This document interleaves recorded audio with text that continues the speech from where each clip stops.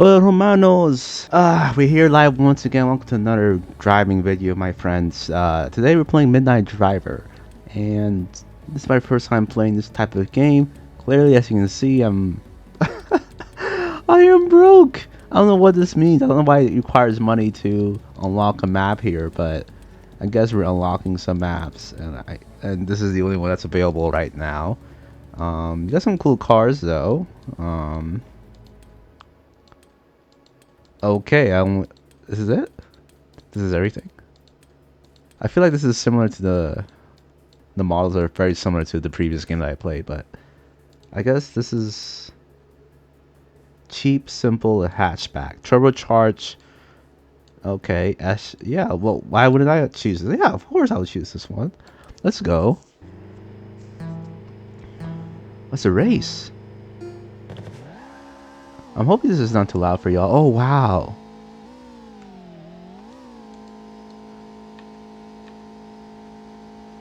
Okay. This kind of sounds annoying, not gonna lie. I don't like the sounds. The engine audio is so annoying. That actually really is annoying. Okay. But anyways, I hope y'all days are going well. I thought I just experienced something new today here for a bit. And get back to life. Happy Valentine's Day for those who are spending time with their loved ones, not just with their partners romantically, but also, you know, with their families and all that. And also it's Ash Wednesday, so hopefully take some time to reflect upon the meaning of life. The handling of this car is so weird, dude. I press once and it just increases automatically to 100 and something just now, which is kind of nice, I guess. I don't have the manual gearbox on, but like still, it's just weird how it's not like I don't know. Again, I'm using my keyboard here. I don't have a steering wheel nor a VR set. So this is the view. But anyways, yeah, it's Valentine's Day. I hope you all are doing well. I'm currently also about to watch some YouTube videos. I think Channel 5 just released their upcoming Border Patrol arrest videos, so I was thinking of watching that while I drive. I know you should not be like watching media while driving, but I think this is quite appropriate. So let's do that. I'm about like 3 minutes in, so hopefully you guys don't mind listening to something else rather than my voice. Yeah, they made it. Then they get to the other side and they're just like motionless for like, gotta be like 15, 20 minutes. And Okay, word. I'm like, stuck. You know, again, envisioning them just like waiting for the BP truck to go by and like, you know, just hiding out. Completely 15, stuck. 20, 30 minutes. Like it was like, all right, like what's going on here? And then boom, speeding up the highway. And then all of a sudden it was like, bam, like Eagle Pass, South Texas Border Patrol Station. I was like, fuck, bro. As soon as the Border Patrol agent apprehended us right across the river, both the coyotes who brought us across jumped back in the river, swim back toward Mexico. That's crazy. Come back over here. Get over here. This left us alone in Border Patrol custody. So I just told them exactly, what was up. I told them, hey, we're journalists. We're trying to interview some migrants. We interviewed some people on the Mexican side. We just interviewed those guys that brought us across, but we don't actually know who they are, which is true. So they were actually pretty cool. Like the Border Patrol agents, if I remember correctly, they were like understanding. Well, of course, you're all Americans, man. Take you to the facility. We're gonna run your IDs, Bruh. run your name, make sure you have no criminal charges, and then once we check for that, you guys will be good to go. So we thought it was gonna be fine. So we get there to the border. So right now I'm watching his sort of his name is Andrew, right? So I'm clearly watching the following up story. I've been watching this for the past few weeks as he uploads his journalism about the Mexican Texas border situation, and right now I'm watching AI game modification recreation of what he experienced. So just to let you guys know what's happening, so you're not just listening to some waffle so randomly. So I just want to let you guys know what's happening here. Patrol facility. They take the shoelaces out of our shoes, give us flip-flops, give me this blue outfit, and we walk in. It kind of looks like a DMV or a Department of Licensing, depending on what state you're in. So you know how it is. It's like You got 6 computers behind this like Citadel type center complex. Everyone's typing away, running people's names and shit. We're just sitting there waiting, you know what I mean? So I go up there, they take my fingerprint, they take a picture of me, they ask me a couple basic questions. What were you doing in Mexico? Have you ever been to North Korea? Like, have you ever been to Russia before? North Korea. Random shit to see if I was like a spy. They were like, and then he was like, all right, cool, sounds good. We'll talk to you in a second. So I sit on one of the benches right there. I'm just waiting to be released, obviously, because I'm like, oh, you know.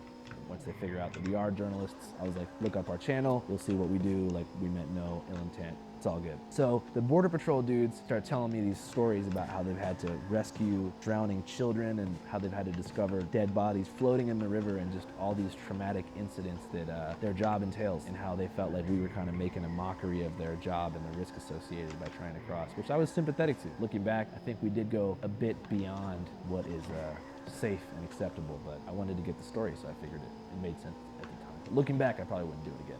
I do my interview. Behind me, there had to have been, I would say, like 200 migrants just staring at me through this glass window. And it was like the weirdest thing I'd ever seen. You know, and they were bewildered as well because they were also wearing these outfits. And they saw I was in the outfit, and I'm visibly American, and Susan is also visibly American. At first it was a little bit awkward, but then I guess there's some metal star in Latin America that looks just like Susan. What's his name? El Buki.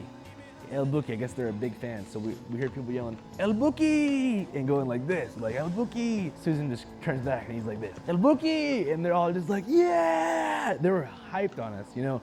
And most of these dudes are covered in water from the Rio Grande, like bloodshot eyes. I can't even imagine how long they've been on the road for. Like, if I wasn't mistaken, like most of them were being processed to be sent home. It wasn't like a put you on a bus, take you to Chicago type of situation. It was like kind of dark vibes. And so I'm looking at, you know, all these dudes in the box, as they call it, and I'm like, oh, thank God I'm not going in there. You know, like it's gonna be fine. And so they call me back up, and they're like, Callahan, you're being brought up for prosecution. And they're like, illegal entry into the United States.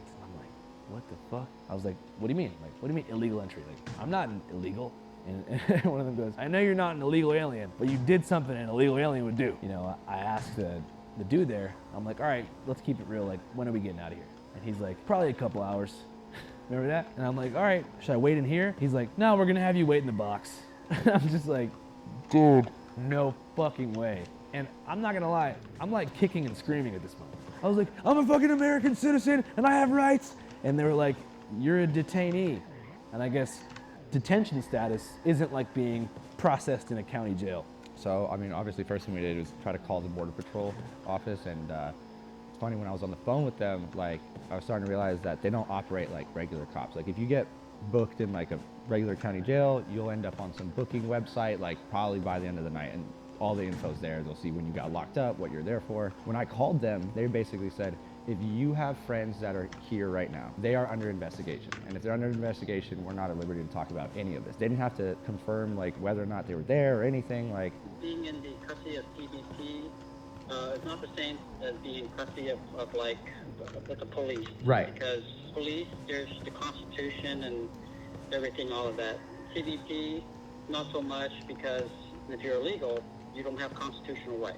I mean, they could be charged with human trafficking if they were believed to be so, because, you know, two guys going across the border and you bring somebody with you, that's human trafficking. So being a detainee is super weird because you don't have access to traditional jail shit. Like, there's no rec time, there's no commissary or like phone calls. So I go into this box, right? Extremely bright room, probably 20 feet wide, 20 feet long, 20 by 20 room, with maybe 60 migrants in there, all huddled up next to each other. There's one giant jug of Gatorade in the middle.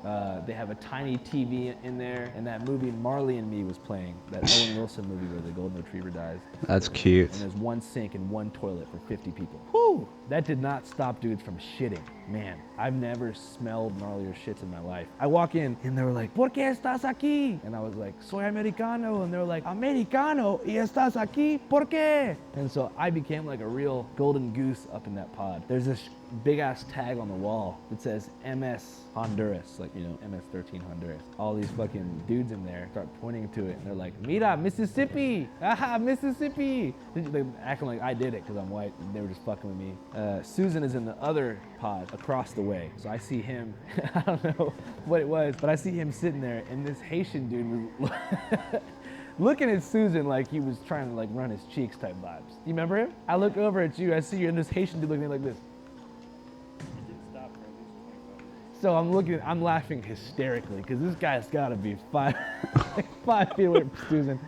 So I keep going like this, letting him know I'm all right. Ended up talking to these kids from Colombia, super cool ass, like 19-year-old kids from Colombia. Had absolutely no idea about like what America was like. Didn't even know where they were going. They were just like, yeah, we just left Medellin from the slums. We left the slums of Medellin 2 days ago. The first thing they asked me is they're like, where do people speak Spanish at? And I was like, pretty much everywhere, you know, a lot of Mexicans in Texas and California and the Southwest. And in Florida, you got the Cubans, and New York and Philly, you got Puerto Ricans and Dominicans and stuff. And they were like, what about Nashville? And I was like, no, they don't speak Spanish there. I was like the one place where I was like, they definitely don't speak Spanish there. And they were like, that's where I want to go. And I was like, why? And they were like, Taylor Swift, she's so sexy. I love Taylor Swift. And like, that was like their fantasy, was just like cowboy and cowgirl. Like, it was that simple. And I realized like, damn, not every migrant is like at the end of their wits. Like, some of them just want to have an adventure. And that's what these kids were on. And I was like, are you guys worried about getting deported? They're like, nah, we'll just come back again. And so that was interesting. So I chopped it up with them. They were asking me about my tattoos and shit. A lot of them, you know, were funny and shit. Yeah, there was some bullying happening in the pod because there was this kid who wouldn't stop crying. And you know, like, we're not talking about crying. Like, he was like,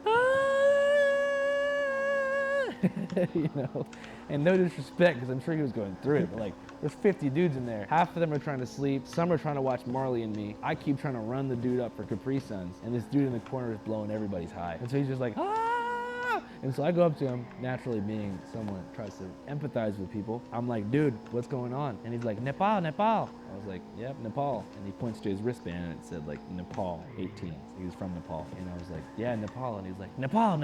I was like, God, this guy sucks. But he was cool. He was just so bummed out. And just found it crazy there was people all the way from Nepal and shit. I would say that in the 4 days that we were locked up at the facility, we probably saw 10,000 people being processed from all walks of life, from all countries I could even think of. Countries I didn't even know existed. Uzbekistan, the hell's that? Like, some of them, it was a really difficult situation with the translation because most of the Border Patrol agents speak Spanish and English. So they're on the phone with the fucking Bangladeshi consulate being like, do you claim this man? You know what I mean? They're like, yeah, you got phones and translators and shit. Kid from Nepal is crying. Got Congress people from Kathmandu being like, bring him home. It's a fucking nightmare. It's like you're in the UN. But man, I saw so many people. While I was detained, Elliot and Juan did their best to continue the shoot and walked around the pass asking people if they knew of something going on. We went to the smoke shop to get some rolling papers, and the locals there, they told us about some street races that were going on. I started recording, there was the first race.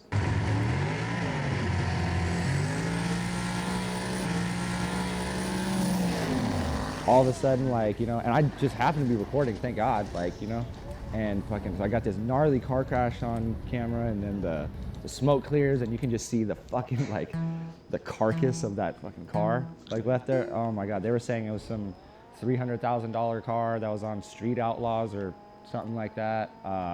As night began to fall on the first day of my detention, Elliot and Juan went to a local bar called Cooters, expecting me to be released at any moment.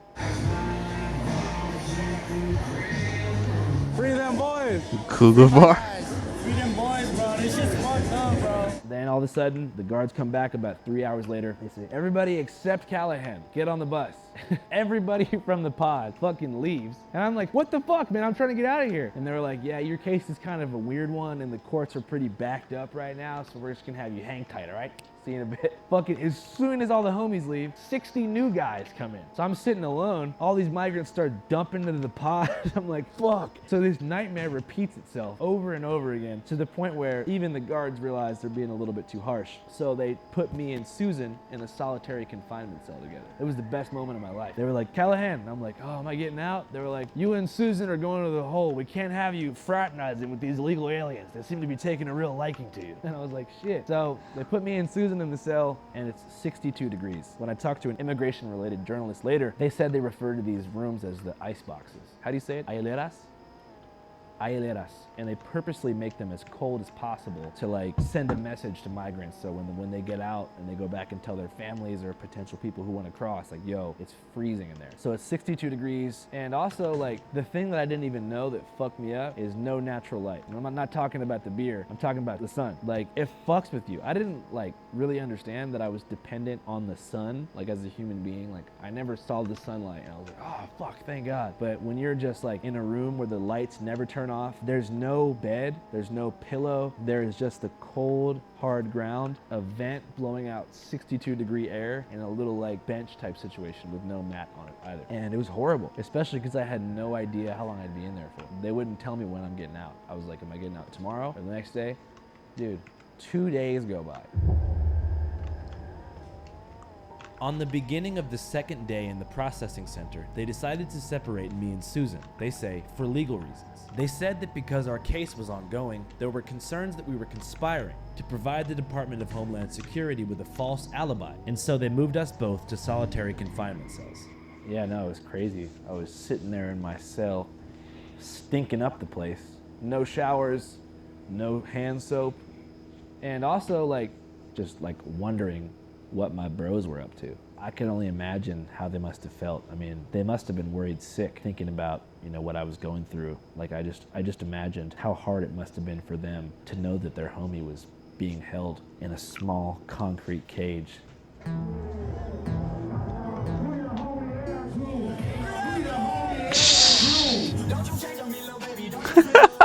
True homies, bro. True homies. So all of this happened to be going down during Halloween weekend. So at one point, like, yeah, and like, it was funny. It was like, are we really gonna go to a Halloween party right now while all our boys are locked up? It's like, I don't know what else to do. Like, we gotta get this footage. Like, let's go see what's happening in Eagle Pass. So we go out Saturday, we go to the Halloween party. Chetta, of course, gives us the address. We pull up and it's like, I haven't been to a party like this in a while. It was like solo cups. There's like a pool that fully clothed people are like kind of swimming in. Like everybody's dressed up. They're playing fucking goddamn square dancing music. Like the whole fucking. Dude, I haven't done square dance in so long. Yeah, that It was lit. It was fucking lit. We were like all rolling around with cameras, and I was just like telling people to jump in the pool, and they would jump in the pool. Best shit ever. Yeah, so learned how to square dance that night. That was sick. Thankfully, they also did as I would do and found a rapper to freestyle by the end of the night. Y'all already know, coming up from the 830 to the 405 with my native tribe, spitting this alive, spitting this shit to survive. Y'all already know we're coming up and so live. Yeah, with the border crisis, y'all already fucking know. Fuck ISIS, y'all already fucking know. It's been 36 hours, it's coming up on 48. Now we gotta call somebody. Now we gotta reach out and like keep people in the loop and, you know, kind of make like a team. I was under the impression that if Susan or Andrew got a call, they were probably gonna call like the wife or the mom or the girlfriend, right? So basically had to give them a hard call and be like, hey, I don't know how to say this, but you know, our boys are locked up right now. I'm really not working with much information, but I do know that if they get a call, one of you three is gonna be the call. Let's have an open line of communication. We started a group chat, like, you know, just so we could all be on the same page, just like keep all the worrying to like a minimum. It was a super intense situation. It was kind of at first, it was like, haha, oh shit. And then like, now it was like, all right, now that they're being in there for almost 2 days with no information, we have no idea what's going on. It was super real. It was starting to feel like fucked up. And then, you know, your mind starts wondering like, holy shit, maybe this is way more illegal than I anticipated. Like maybe there's actually the thought of like, you know, them being in jail for like 3, 6 months, a year, like that started becoming like an actual possibility. Like, fuck. As night fell on day 3, hygiene became a real issue. We start really stinking. And so I start requesting showers. I'm like, please can I shower? Please can I have a mat? Please can I have a pillow? Can I have anything? And they were just like, no. You know, I was like, all right, well, can I get a phone call? They're like, nope, nothing. No access to any of that shit. So I was just requesting Capri Sun after Capri Sun for like 3.5 hours. Finally, they let me get one phone call. And so I call my mom. I'm like, yo, I'm okay. Tell my girl I'm okay. Let all the homies know I'm good. I just want people to know that I'm safe, you know, and not, you know, beheaded by the cartel or some shit. And so it was time to get in touch with some lawyers. And so we had literally pulled up to some Breast Cancer Awareness Festival or something like that that they host every year.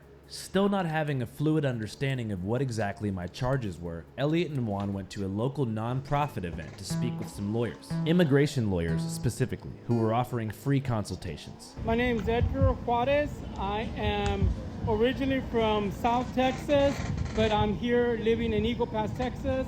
I am a criminal defense attorney. So hypothetically, Okay? if an American citizen was for some reason to want to cross over illegally, what would the ramifications be? Would they, if they got caught by Border Patrol? Okay, so if you're talking about a U.S. citizen that's in Mexico, and he decides to do a trek across into the United States as if he didn't have documentation to cross, and he were to cross that way, more than likely he will be detained and he's looking at criminal offenses. A lot of people don't know this, but to enter to the United States, you need to enter into a port of entry. There are designated ports of entries, and you need to enter through that. And if you don't present for yourself for inspection, that's a federal offense. A lot of people don't know, but it's my understanding that when astronauts land, they come back from space and they land into the United States, they actually have to go through customs. Because why? Because they're entering into the United States. When you enter into the United States, you need to present yourself to immigration inspection so that they can verify that you're here in this country legally. That was the craziest shit. He was like, yeah, even when fucking like astronauts come back, like they have to check in with Border Patrol. End of day 3, about 3 in the morning. Officer Javian, you're the fucking homie. If you're watching this, Javian, you're the coolest Border Patrol agent in the whole world. He knocks on the door. He's like, you guys want to get a shower? Man, he walks us out of the building. Okay, we get to see the moon. I don't know if you ever seen the moon after spending 2 days locked up, but it's nice. I'm looking at the moon, I see the stars, I'm just like, oh my God, it's nighttime. I didn't know it was nighttime, and I was like, damn, nighttime's such a beautiful thing. The stars and the calm of night, you know what I mean? You know, and it was crazy for me to look out there and see the highway and be like, damn, the homies have no idea where I'm at. So he lets us get a shower. Javian says, take all the time you need. We get out of the shower. Bro gives me a Camel Crush. He gives me a cigarette. That was awesome. So if you're watching this, bro, thanks for the cigarette, real shit. And the shower. Fuck with Javian. Shout out to Officer Javian. Finally, must have been 6 o'clock in the morning. The night before, they finally moved me and Susan into the same cell. They let us watch The Matrix, which I'd never seen before. It's pretty dope. And then this one Border Patrol agent comes by, and he's like, you boys ready to see sunlight again? And we're just like, no way. He just drops us off at the fucking gas station.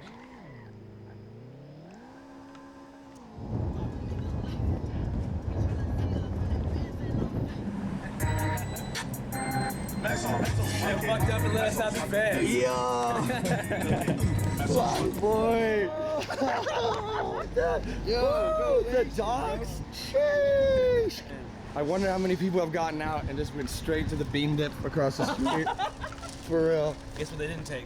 The SD card. I knew. I was like, bro, I don't know if you boofed it or like hit it under like on some blood diamond shit where you just like hit it in the fucking dirt.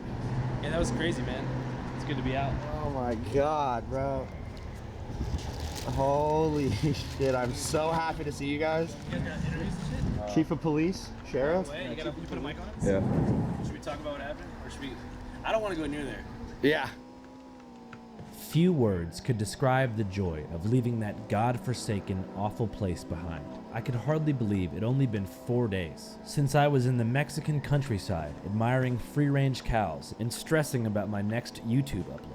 This may sound dramatic, especially because it was only a 4-day bid, but I left Texas with a newfound appreciation for my own freedom. All of a sudden, simple choices, like the ability to pick what meal you want to eat for lunch, felt like the privileges of a king. And for the first time in a very long while, I was able to completely detach myself from anxieties about career, reputation, status, legacy, and other non-tangible things that can disappear or shift in a heartbeat, and just focus completely on the delicious cheeseburger, truly living in the moment and feeling nothing but gratitude for being alive and free. After a long drive home, Susan and I realized we'd both received letters from the U.S. Customs and Border Protection Office. Thankfully, they decided to drop our felonies, but still charged us both $5 grand as a penalty. And since that's exactly what the Coyotes apparently expected us to pay them, I'd say that all things considered, we broke even. But still, Susan and I made a pact after this journey, and that was to never ever go back to Eagle Pass, Texas. But shortly after our release, the journalism gods spoke to us, informing us that 700,000 American truckers were headed to Eagle Pass as a part of the God's Army convoy to defend the border. 700,000 vehicles? That's the prediction here. The Take Our Border Back convoy is headed there for a rally planned for Saturday. This is the time for us to rise up as the American people and demand that our president do his job. This, of course, came after Governor Greg Abbott decided to deploy Texas state troops to seize Shelby Park and prevent the Border Patrol from cutting down the razor wire on the Rio Grande embankment. Among the convoy participants, apparently, was former Alaska Governor Sarah Palin and rock star Ted Nugent. And so for this special occasion, Susan and I decided to break our pact and headed back to Eagle Pass. You know how they're saying that the Holocaust didn't even happen? It happened. And it's going to happen again if we keep this up. They're getting free stuff when our own veterans and homeless are on the streets where others are getting hotels. If you want to see our new episode, Defend the Border Convoy, go to our Patreon, www.patreon.com/channel5. As many of you know, we are a completely independent, primarily crowdfunded news organization, and it's your monthly support that makes this all possible. Right here, Lord, you brought them here. They are here. They are at our gates. Spirit of counsel, spirit of wisdom. No spirit but your Holy Spirit has any kind of power, God. Yeah, this is pretty much it. The vibes are mellow, things are chill. This park is called the Children's Ranch, but it's not for kids, it's for all ages. Channel 5 live worldwide, Hollywood and Vine. Fuck the authority, Channel 5 News. Channel 55. Wow, that was a very insightful episode. Don't have much comments on it, really. I think he kind of explained everything that he's been through. And honestly, what he said there, a new appreciation of life is very well true. Very well true. I always come across those type of moments, to be honest with you. And that's what makes you sort of humble and kind, more kind than you are until this day. Because you realize that, yeah, like not everyone is walking in different paths of life. And unfortunately, 80% of it kind of determines where you're born, which is kind of crazy how, depending how your life kind of becomes, it's really relying on chance of where you're born. And hopefully we could change that, and that's why you have to have that sort of mental altitude that, like, okay, if you were to divide 100% of your life, the first 20% should be where you're born, and the other 80 is where you yourself are able to sort of change what your life can become, or the potential it should be. So you shouldn't blame that 20%. 80% of it is your future, your life. You make the decisions of how to make it better. So, and you just got to enjoy the moments while you're at it. You can't, there's always going to be downs, and you can't have downs if you're not going to enjoy the ups, So it really is something. But anyways, this game is kind of meh, I guess depending on the car you get, the controls could vary. Obviously, it said in the beginning, like, these cars are better, well suited when you're using a controller. But honestly, they all sound the same. It kind of annoys, it kind of bugs me. The only thing that's different is literally the handling. And like I said, I'm not really a driving game kind of guy, because it's kind of like a walking simulator. But the other game before was a lot more fun, to be honest with you. And there's no traffic, you're not getting chased by the police. It's just more like a time lapse, which is pretty cool, I ain't hating on it. It's a beautiful game. It's very well stylized, It definitely has this horror aspect. But man, I don't know how I feel like it. The cars feel heavy yet so light as a feather, the way it bounces. Especially when you're crashing into objects, it feels kind of weird. But yeah, I guess I'm on my last lap here. I'm hoping to finish, and then I just call it because all the maps look kind of the same. Not gonna lie to you. I'm not sure why each one costs more, and then you have to do 99 laps. Like, bro, well, who has that kind of time, my dude? Who's spending 20 grand on a map and you have to do 99 laps, bro? Like, what are you trying to do for the customers here, brother? Like, 3 laps is long enough, bro. Like, shit, I'm getting bored. There's nothing else to see. It's not like you're changing the scenery here, bro. And it's not like you're racing against some other people, too. I think there's an option for multiplayer, but I'm not too keen on trying that out. Maybe if I get enough likes or views for this, maybe. But, like, honestly, like, why am I getting turned around? I've been going in one direction this whole time, dude. You kidding me? I'm going the wrong direction? Nah, bro. You are messing with me, bro. You're not right in the head right now. You're not. Hello? What just happened? Okay, yeah, this game might be broken. I don't know. I'm seeing lines. I'm seeing. Maybe those are just my own tire marks, to be honest. But dude, I didn't even notice I did like 2 laps already, bro. I was actually just planning to like, okay. Come on, I want to finish this. Jeez. Best lap, 3 minutes. Bro.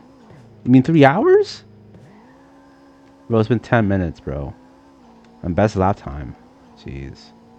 Was that my best lap time? Or is that like the server's best lap time?